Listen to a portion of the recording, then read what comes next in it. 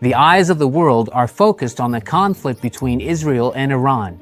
In recent days, there has been increasing talk about Iran's nuclear program, which is once again at the center of public debate and fueling global geopolitical tensions. But what do we really know about this program? As many of you may have heard, a new front of war has just opened in the Middle East. A few days ago, Israel struck several sensitive Iranian targets with missiles. The official goal was to eliminate Iran's nuclear program through Operation Rising Lion.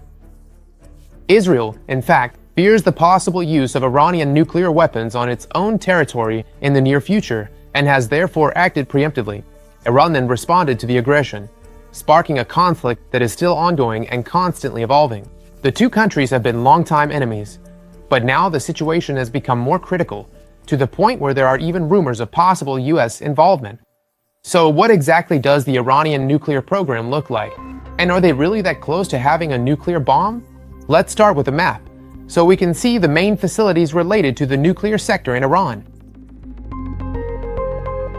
First of all, there's Bushehr, which is Iran's only nuclear power plant, and it's for civilian use, meaning it's used to produce electricity, just like the ones in France, for example, or anywhere else in the world. Then there are a whole range of other nuclear facilities, which mainly serve two purposes. One is for conducting nuclear research, for example in the medical field, and two is for enriching uranium. What is enrichment? In short, it's a process that, through the use of special gases and centrifuges, increases the percentage of uranium-235. That is, the isotope of uranium needed to have nuclear fission reactions. So these centrifuges, in effect, increase its concentration. This operation is essential both for producing the fuel used in civilian nuclear power plants, like the one in Bushehr, and for making atomic weapons, even though, of course, there is a fundamental difference between the two uses. In fact, nuclear power plants require uranium enrichment of around 3 to 5%, while atomic weapons work with much higher enrichment, like 90%. The difference comes from the fact that enriched uranium, being more concentrated, requires a smaller amount. And so it's perfect for being put on missiles, which need to be lightweight in order to be transported and launched even from great distances. At the same time, though, it's a much more complicated, lengthy, and expensive process. Now, Iran, what is it doing in these enrichment facilities? Officially, it produces fuel for their nuclear power plant, so it falls into the first category. But we'll come back to this point in more detail later. Let's go back to the map. In addition to the civilian nuclear power plant, we have two enrichment facilities at Natanz and Fordow, a whole series of scientific and medical research centers, like those in Tehran and Iraq, and also a center for processing raw uranium ore, which is the Isfahan Center. Because yes, Iran also has its own uranium mines, which are actually scattered across various locations in the country and allow for a constant supply of material. Regarding the enrichment facilities, in both cases the centrifuges are located underground. In the case of Natanz, we're talking about 20 to 30 meters below the surface, while for Fordow it's at least 80 to 90 meters deep. Keep this information in mind because it will come in handy later. That's the overview of the situation in Iran. But how do we know all these things? I mean, how can we be sure that in these various facilities they haven't already built an atomic bomb? Everything started with the Iranian nuclear agreement, which came into effect on October 18, 2015. With this agreement, Iran committed to having a nuclear program that is exclusively peaceful.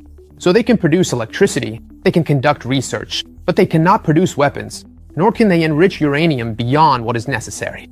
The signatory countries, such as those in the European Union, China, Russia, and the United States, on the other hand, committed to lifting sanctions against Iran, at least those related to nuclear proliferation. These sanctions are not only economic, but also include travel bans. In certain countries, there was a ban on withdrawing Iranian assets held abroad, or there were commercial restrictions. So, after the agreement was signed, Iran had a whole set of rules it had to follow. For example, it could not enrich uranium above 3.67%, had to eliminate its medium-enriched uranium reserves, and reduce its low-enriched uranium stockpile, plus a whole series of other clauses. Obviously, Iran's word of honor wasn't enough, and it was necessary to find a way to make sure all the agreements were being followed. For this reason, Iran's nuclear facilities began to be closely monitored by the IAEA, which is the International Atomic Energy Agency, an organization that monitors most nuclear plants worldwide. And it makes sure that each facility is used only for peaceful purposes. So they were able to freely access Iranian facilities and, over the years, installed a whole system of sensors and cameras to make sure that everything was going according to plan. And in fact, for several years, that's exactly what happened. The IAEA itself confirmed this, at least until 2018. In fact, Donald Trump pulled the United States out of this program, reimposing sanctions on Iran. As a result, Iran gradually resumed enriching uranium, first up to 5%, then to 20%, and recently we have evidence that it has reached about 60%. Recently, IAEA inspections have been significantly reduced, and so, with all these factors combined, the fear of a possible Iranian atomic weapon is growing ever larger. But is Iran really that close to having an atomic bomb ready to drop? At the moment, it seems that Iran actually does not already have a weapon ready for use. And this is also confirmed by Rafael Grossi, who is the director of the IAEA, during an interview with CNN. In fact, there is no data indicating uranium enriched to the point of having a weapon that could be launched at an enemy country, precisely because low-enriched uranium would be too heavy to be placed on a missile launched over such a distance. But even assuming there was already uranium enriched to 90% in some warehouse we don't know about, to make a fission atomic weapon, or even just a bomb, you actually need a huge number of extremely precise devices. And so, to design weapons of this kind, it always takes months, if not even years. So, even though some high-ranking Iranian officials have hinted that they're just a step away from having the weapon, the IAEA currently has a different opinion. It believes that Iran does not possess atomic weapons and probably won't have them for quite some time. The director of U.S. intelligence shares the same view. And just this March, she stated before the U.S. Congress that Iran is not working on a nuclear weapon. What we can say with a certain degree of certainty, however, is that Iran's nuclear program is currently slowed down. The Israeli attacks on Natanz, which is where the material is enriched, wiped out everything on the surface, including all the electrical supply. So, for sure, the centrifuges located underground are currently stopped. It's a different story for Fordow, where the damage appears to be much more limited, also because the facilities here are much deeper underground. And it seems only certain American bombs, which can be dropped by US B-2 bombers, can cause significant damage at those depths.